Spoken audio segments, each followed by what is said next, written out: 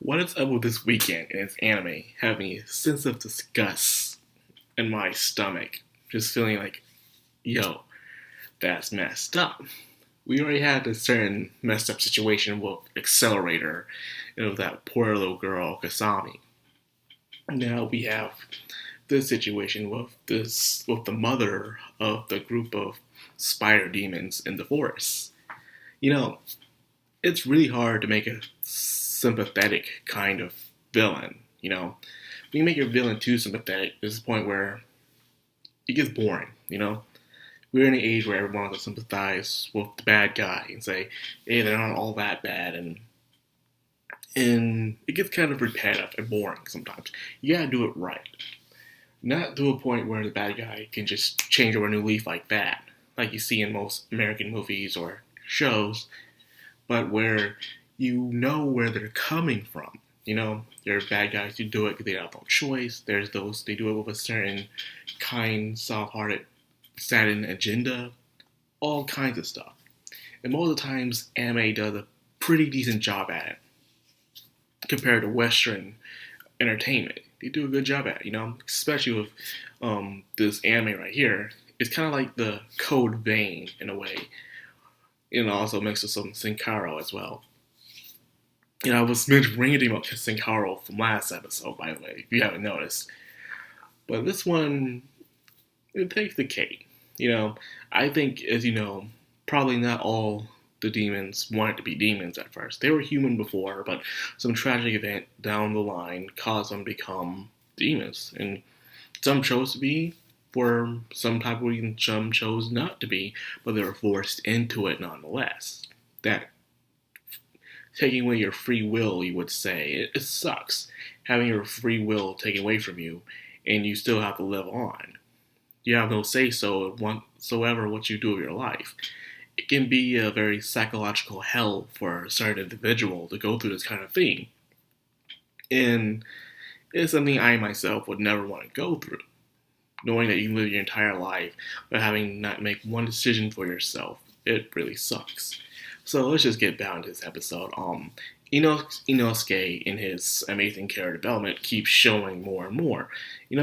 First, as you thought, he would probably be this just jackass of a character who just spouting off nonsense and just gets hot-headed. And he still gets hot-headed, but he resembles the boar. Like most nature animals in nature, if you're nice to them, you show them compassion, they'll line up to you. Like when you give a stray dog or cat food, they'll keep coming back to you, and they'll like to hang around you and stuff like that. Not just for food, but they also enjoy your company. And then sooner or later, they'll just hang around you every single day. So seeing how Inosuke is kind of like a boar, when a human shows them compassion and stuff, they start to line up, their nature and character change.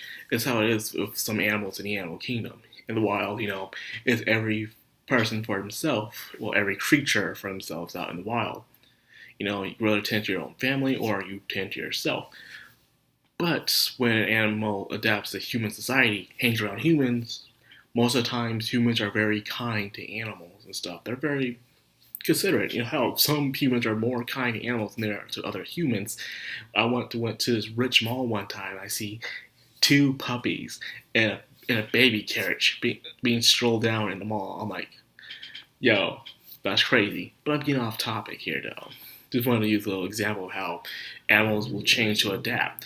From going to a wild boar, he'll be more of a tame boar. He'll also have his outbursts here and there, but now I believe as the show goes on, he'll understand more of human emotion. He'll show more sympathy for humans as well. So in the process, he'll become not just a wild beast boar, but he'll also have his humanity back into his heart as well. But that's how I see it anyways. But what got me mad is the certain events that happened, that transaction in this episode, is with the foot soldiers who are being caught in a string, and they didn't know what to do with them. So Tandro has a great idea is to take the foot soldiers that are being controlled and hang them around the tree so they can't move no more. That was a good idea. But then the lady who's controlling them just snaps all their necks. They're all dead. So all that hard work was for nothing. And of course, Chandra got pissed. So as they're on their way there, and you can sense Chandra's anger, his evil aura. You can even Inosuke like, whoa, that's okay. And he didn't. Usually, when someone gives Inosuke an order, he'll sass back, but he'll do it nonetheless. However, this time around, when Tanjiro said, let's go, he's showing his sass. He's like, yeah, good idea. Just sass, like, so he has that common sense where he knows not to do what shouldn't be done at that time, which is very smart. There are times where you can't be playing around. So they fight this headless demon, this big one, with two swords, blades. And as Inosuke going in without thinking, the spider threads caught to him. So what do you do with Inosuke now that he's caught the threads? Are they going to hang him? No. He cut off the threads. You were able to cut off the threads for Inosuke. But when you save those people that you try hanging in the tree, why didn't you cut off the threads for them? That would save you so much time. Yo. Maybe because the others couldn't see the threads or something. I probably did explain it probably last episode and I don't remember. But still, you could have done that the entire time. If that's the case, you gotta see the threads, cut them, and tell them to go retreat. Get the heck out of the forest. It would have made sense. So I'm saying. I'm just honest because it just kind of made me mad a little. Like, are you kidding me? This entire time. I feel like so much time has been wasted. It's bad enough that you left one foot soldier to defend him all to himself back there. But you had this one group which you tried to save on your own, but they end up dying anyway. So,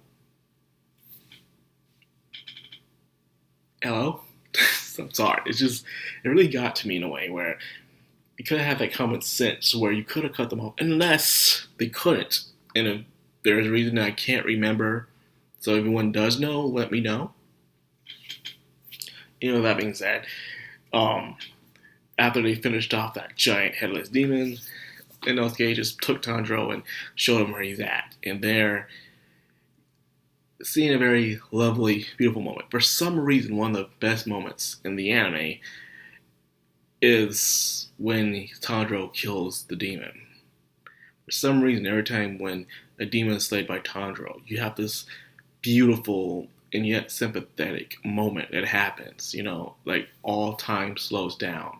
And there you see the bad guys or antagonists freaking memories, and you see what they've been through, why they're like this, what made them come to this. Some, like I said, have been pitiful, like the guy with the freaking drums, that was very pitiful. Some were very sympathetic, and she was very sympathetic. She probably didn't want to turn into a demon, but she was forced into it. And then now, it seemed like she was going through this abusive relationship where this one demon, who turns out to be one of the 12 Kizuki, is making this pretend family. And with this pretend family, he's having, like, I believe there's 5 of them. I think there's the mom, the dad, there's 2 brothers, and I think there's a sister. So I think there's 5 of them. And one of them is the 12 Kizuki. Well, the mom's dead, so that's 4 now. So one of those 4 are 12 Kizuki. And it seems like of all the groups and people in that group, the mom was the one that was being bullied the most, somehow, always making the father angry.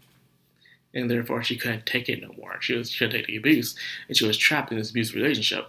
So she thought the only way out was for her to die. And when Tanjiro realized that she was accepting her fate and death, he immediately switched his form to a different one where it would not cause her any pain whatsoever. It just caused her to have this nice little peaceful moment. She thought when she died she'll feel agony, but at least she felt like it'll be over for a moment. But instead, she had peace. And with that peace, she found her resolve to even told Tanjiro that one of the demons in the forest are part of the 12 Kazuki, the 12 moons. And then, of course, killing your enemy without getting any information out of them is just a bad idea. which people need to learn by now. Don't just immediately kill your enemy like that. She didn't seem like she was a threat anymore. So I guess you got something out of her, didn't kill her, I guess. But then again, it would take away that beautiful moment within the anime. So kind of struggled on that moment right there. So nonetheless, we move down to 4 demons left. But since one of them are actually the 12 Kazuki, though, is Tanjiro getting really up to the task, especially if they take down 3 others before they get to them. They're probably going to be tired, and I'm guessing reinforcements will be on the way, is my guess. So anyways, that's like our first episode. It was very nice. It's great seeing Inosuke developing and Tanjiro being Tanjiro, and of course Zenitsu just being fucking Zenitsu. It seems like someone's following Zenitsu as well in the end, so I can see how that turns out. Yeah, so anyways, if you guys enjoyed Kimetsu Demon Slayer no Yaiba, I know I just messed up that name, but did it on purpose. How about the channel? Like, comment, subscribe, and of course, hit that bell icon so you get notified every time I upload. Macro Anime, signing out.